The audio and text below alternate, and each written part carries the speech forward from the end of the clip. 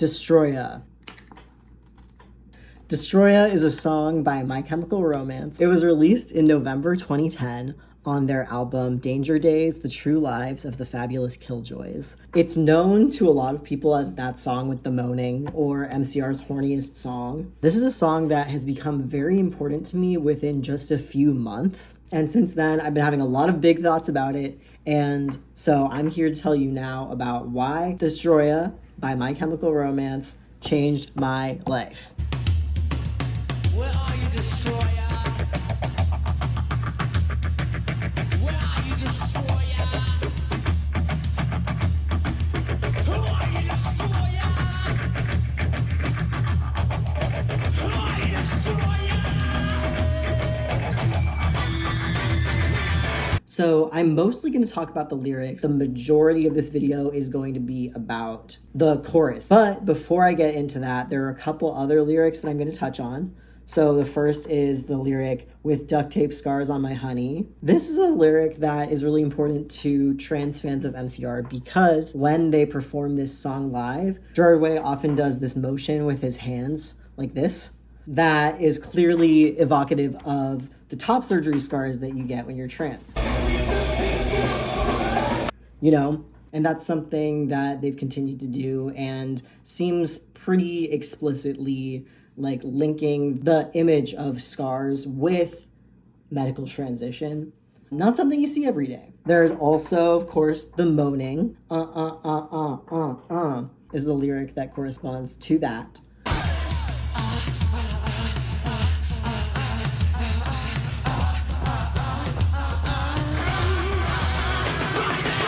No disguising it, like what's happening is that they're making sex noises in the song. I don't want to ignore in this analysis the fact that this is one of MCR's horniest songs, and I never want to erase that about it. The horniness of the song coexists with the anti-capitalist rage, and that is the magic cocktail that makes this song so fucking good.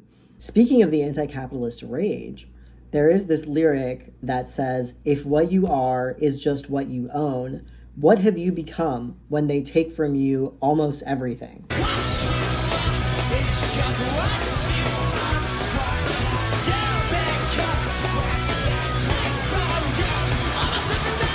This line is obviously calling to attention the fact that in our society, your material possessions are intertwined with your sense of self. So it's just asking this really interesting question of, if what you are is what you own, what have you become when they take from you almost everything?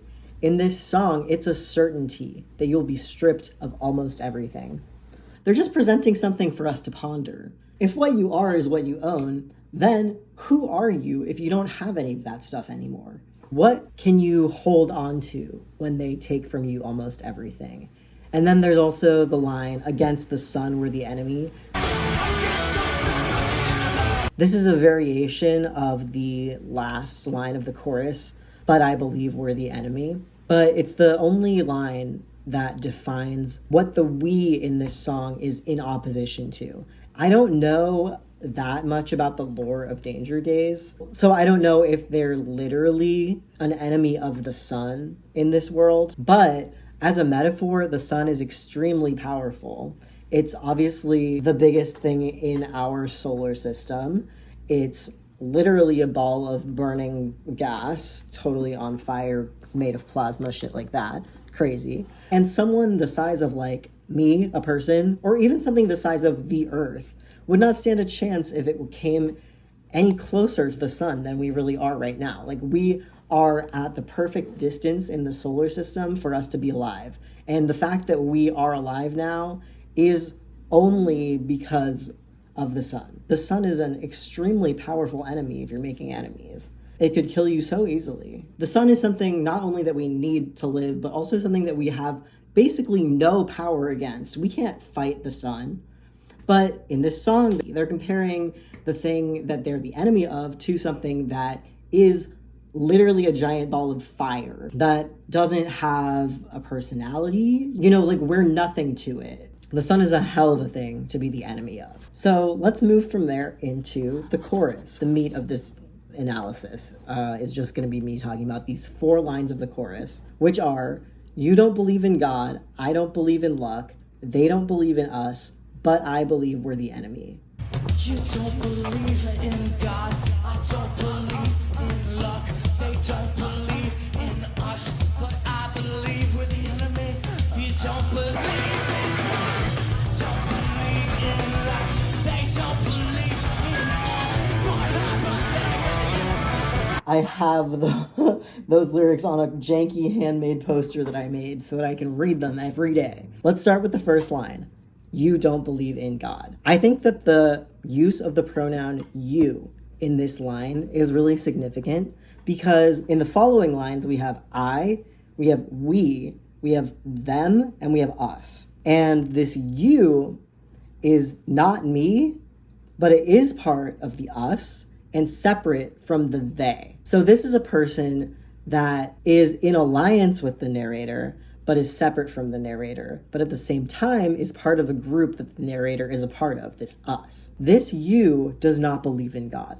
So what does it mean to not believe in God? It can mean a lot of things. It can mean that you don't believe in a higher power. It could mean that you don't believe that there is structure and order to the universe. You don't believe that things happen for a reason. It could mean you've seen things that you don't think a God would allow to exist in this world. It could mean that there is nothing watching over you, nothing that's going to save you. It could mean that this you that this line is referring to has lost some kind of faith. Maybe they used to believe in God, but no longer do. Either way, things that are divine to the I in this song, things that this person might revere, are things that the you in this song does not feel that way about. To them, this is a godless world. The I, in opposition to that, does believe in God, I think, because this you pronoun is separate from the I. The I is part of the us, but not part of the you.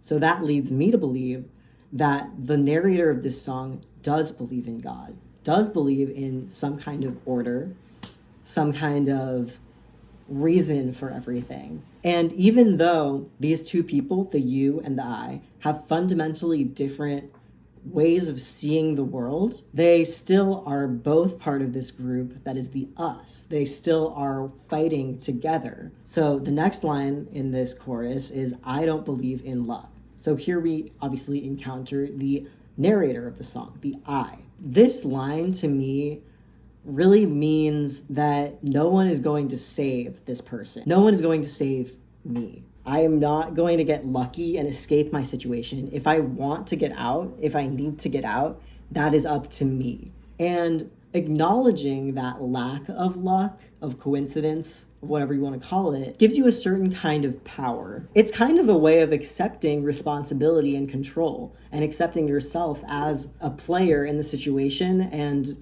not leaving things up to anything else. You have to be the one to create any changes that you want to see. Be the change you want to see in the world. You know, literally Gandhi.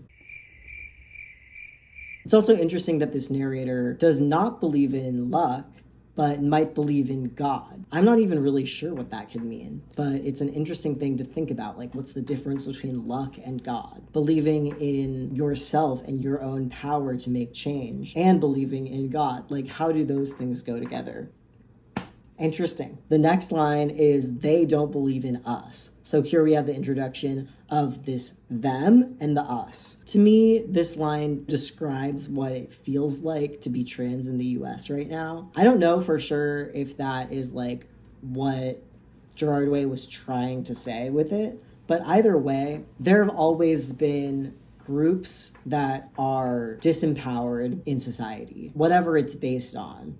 For me, it's being trans, and that's what I can apply this lyric to. But there have always been groups that other groups don't believe in, don't believe should exist. So there's this them, and to them, we don't exist. They don't think we should exist.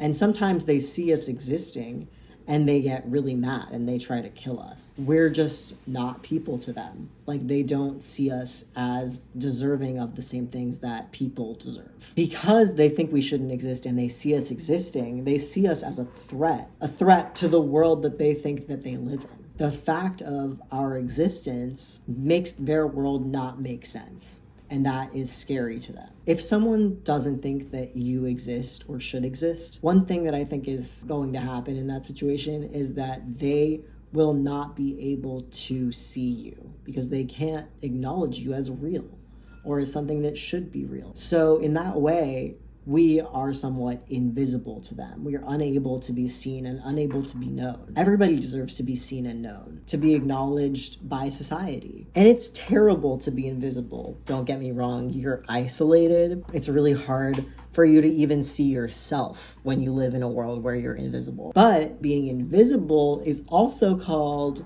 having superpowers. If they can't see us, if they don't want to know us, that gives us a certain kind of power because we are not living in the same world as them, basically.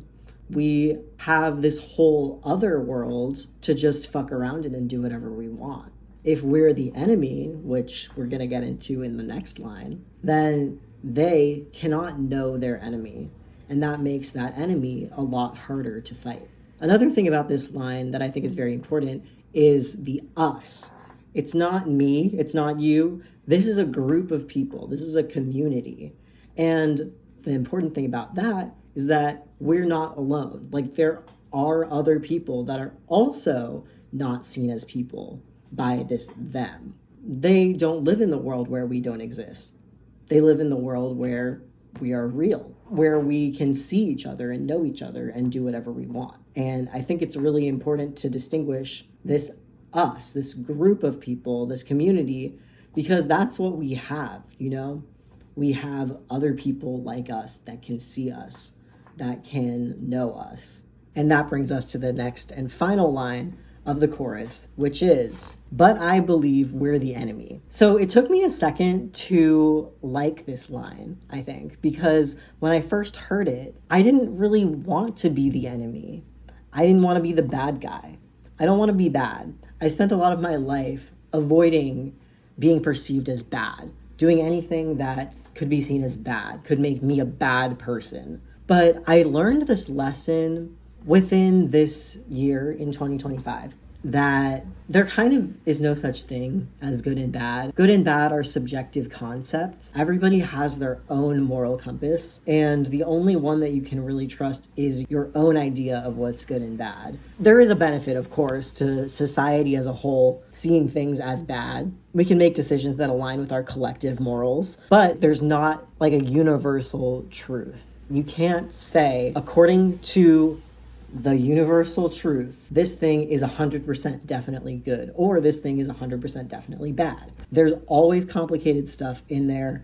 And I found, for me, sort of letting go a little bit of the concept of good and bad, especially of the idea of being a bad person. The idea that harming people makes you a bad person is going to inhibit you, because unfortunately, everyone, as we live our lives, has to harm people in order to take up space in this world. We're going to harm people. I have harmed people, and I'm going to do it again. And that's life, unfortunately.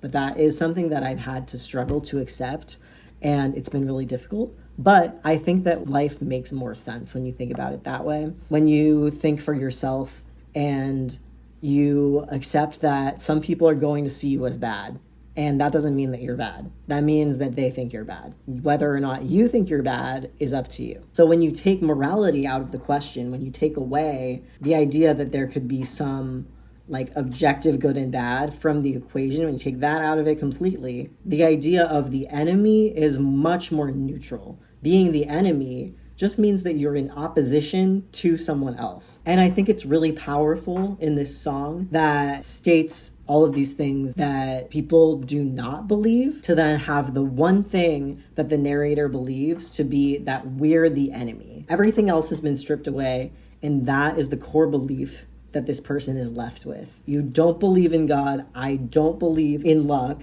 They don't believe in us, but I believe we're the enemy. I even had an interesting time taking it further and saying, because you don't believe in God, we are the enemy. Or because I don't believe in luck, because I have to fight this, I have to fill the role of the enemy of someone else. And especially because they don't believe in us, I believe we're the enemy. Because you don't believe I exist, I have no choice but to be the enemy, to be your enemy, to be their enemy. And to fully claim the identity of the enemy is a very powerful thing that changed a lot about my worldview. To accept that you are the bad guy, to accept that you're the villain, to accept that you're somebody else's nightmare. That is a really powerful thing, and it can take you very far. So Destroya is a song that exists in the context of a fucked up world where the people in it are constantly fighting to survive. And there's no way to go through life in a world that is trying to kill you without being the enemy. That's what I take away from this song. This is a godless world to some people. This is a world with no order, with no respect for life. A world where some people do not exist to other people, and people that are just trying to survive have to become the enemy, to survive. And at the same time, this is a song that, like I said in the beginning, is MCR's horniest song. This is a song that celebrates sexuality and the sounds that you make when you're having sex. That is literally paired with this anti-capitalist, like angry, defiant chorus that is repeated over and over and over. There's literally a part of the song where Gerard Way is repeating these phrases: you don't believe in God, I don't believe in luck, they don't believe in us, but I believe we're the enemy. And at the same time, Frank Iero is making moaning sounds in the background. You don't believe in God, I don't believe in luck, they don't believe in us, but I believe we're the enemy. Like, these things are linked in this song. And I think that adds an entire other layer to all of this, where pleasure is part of resistance, where being loud and feeling good is part of being the enemy. It is something that belongs to us, our bodies and our pleasure. And that is one of the things that you can keep when they take from you almost everything. To go back to that line from earlier in the song. Like, we are fighting because we have to, because we have been forced into this role of the enemy, but we are enjoying this role of being the enemy. We are feeling good and we are fighting, you know? The song sounds incredible as well. It's just hard and raw, and there's screaming and there's moaning. And the band brings so much energy to this song. I mean, they do with all of their songs, but I want to recommend that if you made it this far, you won't regret watching the performance of Destroya on Jimmy Fallon. I'll link it below, of course. They did this song on Jimmy Fallon, and Jimmy Fallon was shook. One of the reasons that I love MCR is that they can just bring so much energy to any crowd. The energy comes from within the band, and they don't need the crowd for it. They can be on late night talk show television and be doing the craziest shit, having the best time, bringing the most energy. And this video is a perfect example of what this song can be. So definitely watch that. And I think that what makes it so good, and what made it change my life, to be honest, is the chorus, the repetition of those phrases, coupled with the unapologetic sexuality of the moaning. The horniness, they're not just fighting, they are loving the fight. They are having the time of their lives, and they're also fighting to the death. So that's what I have to say about this song. Go listen to it 400 times and watch the Jimmy Fallon performance and listen to it some more. And think about your life. Think about what it feels like to be the enemy and whether you can find pleasure in that. So yeah, that's what I think about the song Destroya. It's one of the best songs ever. Give it a listen. And don't forget that we are the enemy.